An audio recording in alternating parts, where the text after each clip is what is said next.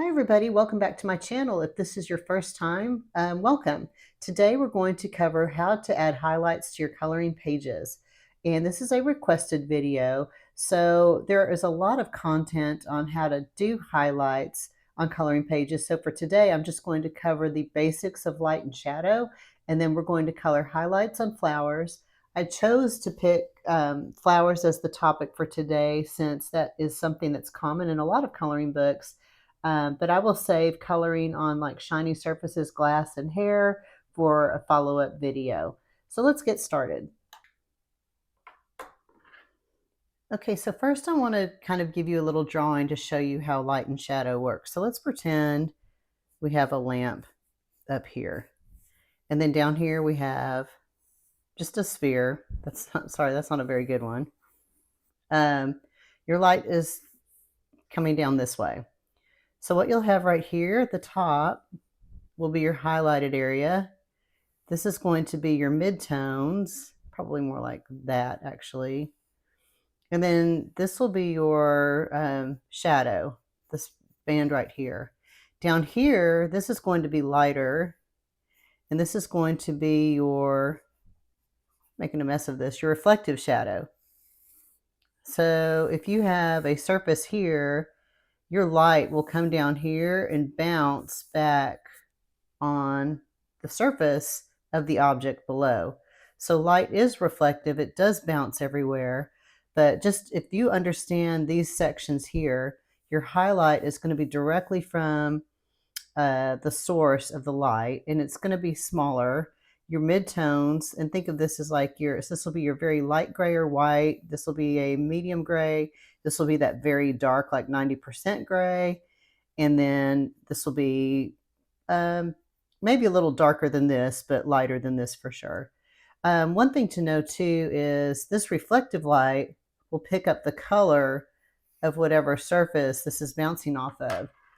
So if I've got, let me grab a pencil here, yellow here, you're going to have a very slight yellow cast here. So that's getting super technical with your coloring, but if you wanted to be more realistic in your coloring, that's how that works. So the light would bounce off of this yellow surface and create sort of a very yellow color here.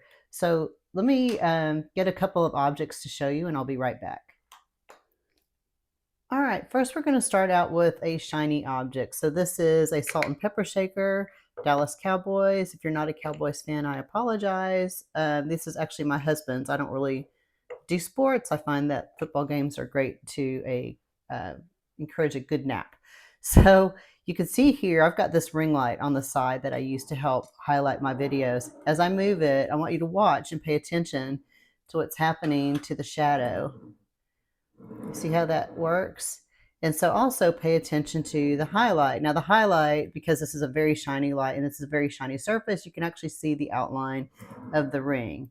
But here, if I bring the light source right over here, then I've got my highlight. This would be my midtones. I'd have a darker shadow. See how it's darker there? But look right here. That's your reflective light. One thing I also want you to notice, look at how your shadow here is super dark. This is the cast shadow from this orb. But as you move away, you can still see the outline, but it's fading, right? So if you're going to color a shadow underneath an object, make sure it's really dark closer to the object itself. And as you move away, it fades. All right, let me get another surface to look at. Okay, this is a matte surface, sort of. This is a bullet journal that I have. You can see it's a little shiny. And again, you can see the ring from this reflected, or this ring light here. But look at the light and shadow. So your highlight would be this area right here. And watch as I move the light around where the highlight would be on this object. And again, here is the, oops, there's my requisite light stand knock. The dark cast shadow right up against the object, and then it fades as you move away. And the reason I'm paying attention to shadows or explaining shadows here is because you can't really understand the highlight without also understanding the shadows at the same time. So right in here, you would have your midtones. And if you're coloring this in a coloring book, you might start out with Like in Prismacolors, this would be a deco pink. And then as you move forward through this object, it turns into a more of just a pink pink. So highlights, midtones, and sort of your shadow, or just your darker area. Let me get one more thing and I'll be right back. All right, raise your hand if you love avocados. Me, I eat probably a half an avocado every day. I just love them so much. So this is sort of shiny, sort of matte. So again, you can see here's the highlight, the midtones, the shadow, and then here's the cast shadow. And you can see again how it's darker and then it gets lighter. But let's look at reflective light. Let's do something fun. So if I move the light over here, I'm going to hold up a yellow notebook. Do you see how this gets yellow from the reflective light right there? You see how it takes on that yellow color? Let's move it around a little bit. But you can see that's important to understand as you're coloring. It really won't affect your highlight, but it's the light's coming down here, bouncing off this, and then hitting the side of the avocado. So just wanted to use that as an example for y'all. So why am I showing you household objects that I have? And I will explain why. When you're looking at highlights, surface matters. So if you have a reflective surface, your delineation between the highlight and the midtone is going to be a sharper line than something softer like on this avocado. Do you like how I'm waving my pencil like a magic Harry Potter wand? Ooh, okay. Expelliarmus. Okay, so yeah, so you see that you get a softer transition from this highlight into the midtone versus here it's very reflective and very shiny. So your shinier objects are going to have more contrast. Contrast is the difference between light and dark. So you want to make sure that you're drawing a smoother, sharper line between your highlight and midtones than you would with the avocado. When it comes to adding highlights to your coloring pages, we have to consider what tools are available to help you do that. So I pulled a couple of different things. First, we're going to look at a white Posca pen, and this is the 1.3 millimeter. Sometimes you have to push down on the nib to get the paint to activate. So let's see what we have here. And I'll just write Posca paint pen. There you go. So that's the Posca pen. Next, we have a white gel pen, and this is my favorite Pentel. And I'll just draw some squigglies here, and I'll put Pentel white gel pen. And this is the hybrid gel grip DX, in case anybody's wondering. All right, next I have a white glitter pen. So let's see how that does. And I'm using black paper just so you can see how transparent or opaque this is going to be when you color with it. Oops, not a pen. Let me see if I can just color a little bit more with that. All right, so we'll see how that does. Lastly, I have two white colored pencils. The first one is my Prisma color. Prisma, sorry for my handwriting, guys. Color Premier. And then the last one I have is a Holbein. And this is the soft white. I do not own Holbeins, but I did pick up this one individual pencil off of Amazon. I think it was like $4 or $5. Anyway, so that's it, the soft white. So here you can see all of these are available to you if you have them, that is. But they'll all apply highlights differently. So if you want a softer highlight that is going to be a little faded, I think a Posca paint pen is a great option because you can see how it's not as like white as the white gel pen. If you want striking white highlights, then this is where I would go. I use my Pentel gel pen for all of my like all the little doodle work, all the little white embellishments and finishing touches on my coloring pages, that's what I use. But if I want something that's a little more less obvious, a little less intrusive with the rest of the colors, I'll use a paint pen. I've never honestly used a white glitter pen, and looking at this, I don't know why I would, outside of just getting sparkle, but not necessarily white. It's almost like colorless, but just laying down sparkles on the page. Now, when it comes to pencils, this is my go-to. So Holbein, what's nice about these pencils is that they actually, you can color over other colored pencils with this and it will lay down white. If I take my Prisma color and color white over other colors, it behaves more like a blender pencil. It might lighten the colors, but you won't see white necessarily like you would with the Holbein. So, okay, all of that said, let's get into coloring an example. Before we get started on our example, I wanted to stop and show you this picture here. One of the best things you can do to really understand highlights on whatever it is you're coloring, go to Pinterest, excuse me, and try to grab some reference images. That's one of the best things that you can do. So in this particular case here, I just typed in flower with shadow. So you can see here are the highlights. And of course, the shadows are all very obvious. You can see the light is probably coming from this direction and it's hitting these petals hard based on the angle that they're at relative, excuse me, to the light source. So I want you to also pay attention to the curvature of the petals. And where it curves, you're going to have some highlight on the curve and then it darkens as that petal moves away from the light source. Same thing here and over here. Another thing that you could do to start being able to understand light and shadow is every day, just everyday life. As you're walking around your house, you're in your kitchen and you're looking at your toaster. Where are the highlights from the light? Where are the shadows from the toaster that it's casting? You're in your car, you're sitting at a stoplight. Don't dawdle too long at a stoplight, but where are the shadows? Where are the highlights? You're taking a walk with your dog. You pass a mailbox. Where are the highlights? Where are the shadows? So that's how you can start. You have to train your eye to start seeing light. And once you can start to do that, seeing things like this will be easier. You can also take a picture like this, and on your phone, you can take the saturation tool, drag it all the way to the left, and that will make this a desaturated picture. Let's see if I can do that here. Oh, that's auto. Whoops. Saturation. Let me find it. Here we go. Saturation. We're going to drag it all the way to the bottom. Okay. So in that case, here, you can see it's easier to see in shades of gray where it's light and where it's dark. You don't get distracted by the colors. That's another thing that you could do. Okay, now let's get started with our coloring page.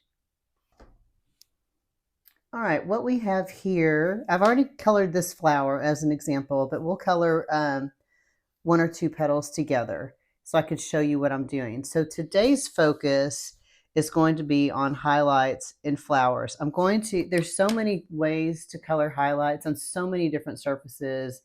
I'm going to have to break this up into a lot of different videos. So like, how do you color highlights on glass? How do you color highlights on shiny objects? How do you color highlights on hair? So today I figure most people are coloring in books that have flowers or mushrooms or plants of some sort. And the concept is the same. And actually the concept will be the same with hair, shiny objects, glass.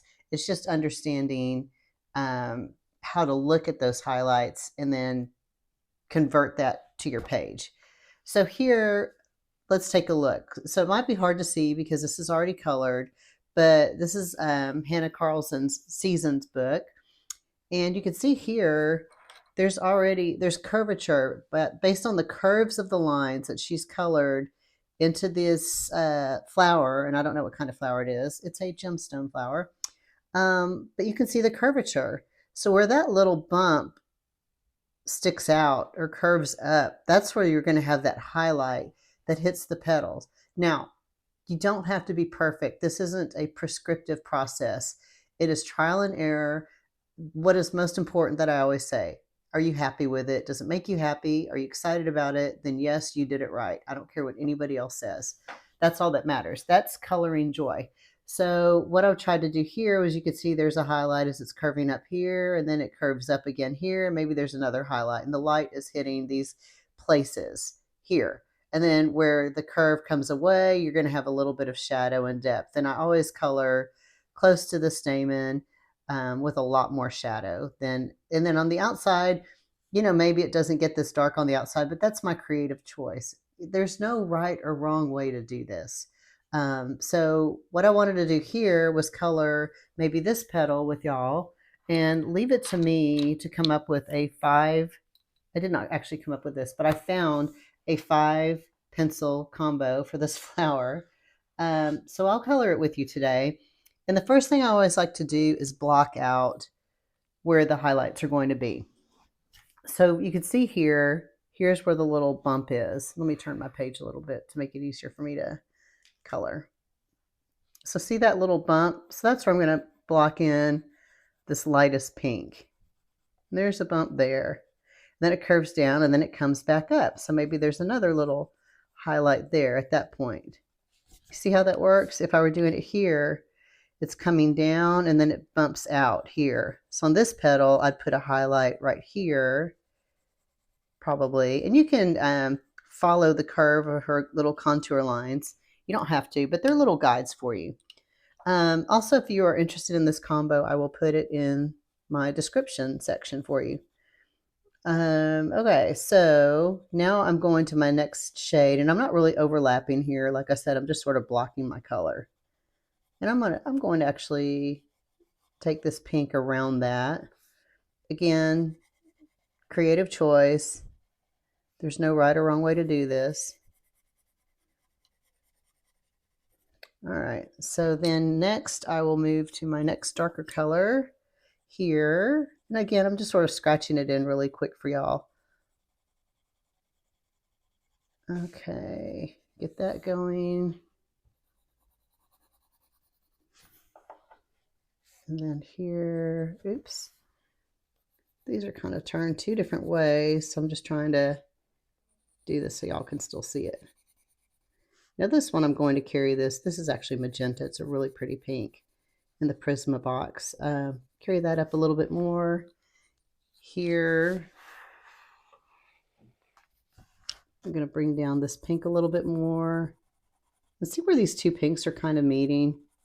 So you don't need a lot of, you don't need to go through all 5 colors here. You just go through 3. Light, it's pink, blush pink, or blush pink. I don't know. I've got them backwards. I'll put it in the comments for y'all. But you don't have to go through, like up here, I'll go through all 5 colors. I don't know if I'm making any sense or not. And actually, I used the wrong color there. I used, you know what? Watch this. I'm going to show you the miracle of mistakes. You can use an eraser. An eraser, by the way, is a great way to also create highlights. You can erase away some of your color and blend it around that, and that will create a beautiful highlight for you. So this is the magenta I was supposed to be using, not the raspberry. Silly Kim. Okay. But you get what I'm trying to do here, right? So you're just following the contours of the petal to define where that highlight's going to fall and how you want to color that. Oops, almost did it again. That's what happens when you're holding 5 pencils in your left, or 4 pencils in your left hand and 1 in your right hand. Okay, so now move to the raspberry.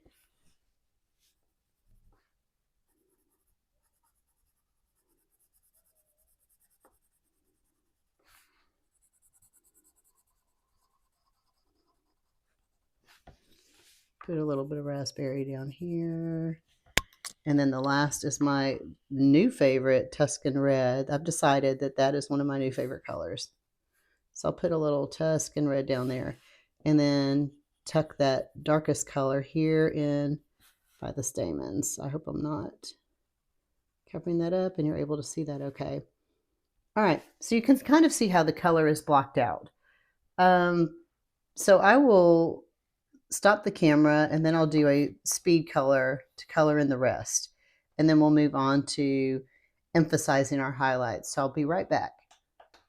Okay, so I just did a speed color there for you.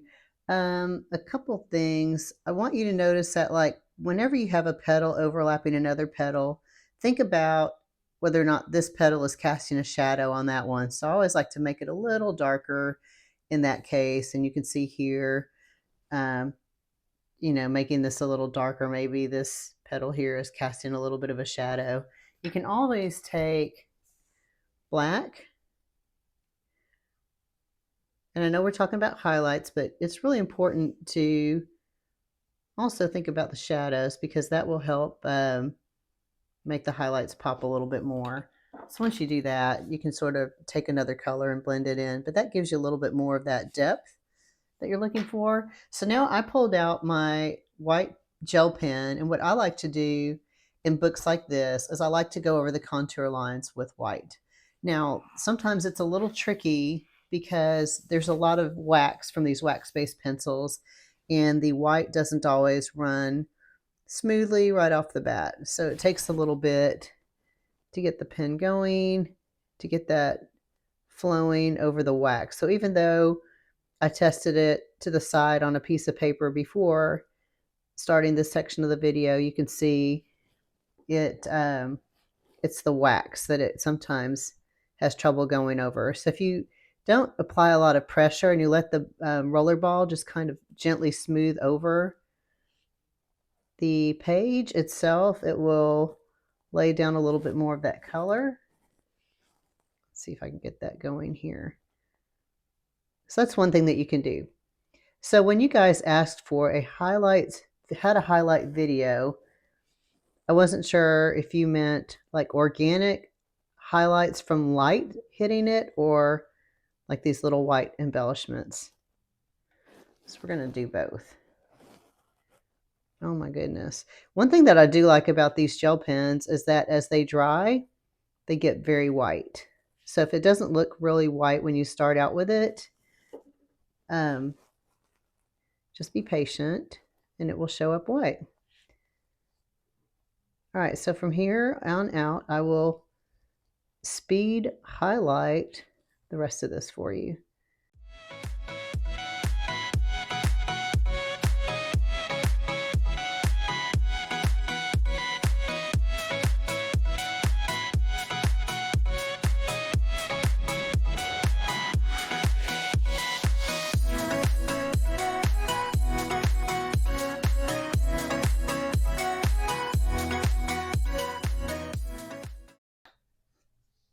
Okay, I've done two leaves for you, or two petals, to show you what that white highlighting is going to look like. One thing I wanted to do was pull out a Posca pen to show you if you wanted to add highlights to this, what it would look like. I'm not going to follow the lines. I'm just going to like try to highlight the petal itself. Let me make sure I've got that thing primed and ready to go. And you can sort of see how that's going to look on this page. It's not my favorite. I'm not a really, and honestly, I'm not a skilled Posca user. So you can see that just put a lot of paint down, but it also creates more of a highlight than doing it this way. You could do your lines with the Posca pen. It's going to be a little, it's definitely going to flow better. And by the way, I found out my gel pen was at the end of its ink before when I was having issues with it. But you can see that even just, taking your Posca pen in here. Oh, did you hear my dog sneeze? Sorry, Gesundheit, Snickers. You can see that there are different things that you can do with it. So that's how a Posca pen might work. Now let's take the Holbein. Actually, let me take my Prisma and color with that and show you. If I take this white, because it's just wax over wax, it's not really going to do much because I've kind of waxed this thing out already. In fact, I don't see it doing anything. But if I take this Holbein, maybe it won't do anything either. But we can see, yeah, you can see it's actually putting down a little white. It's very cloudy, and again, that's that wax bloom. But you can see, even if I wanted to come over here in a dark, I just smeared the Posca. Like if I wanted to come up here with that Holbein, with that dark, you can see how it actually is very opaque for a colored pencil.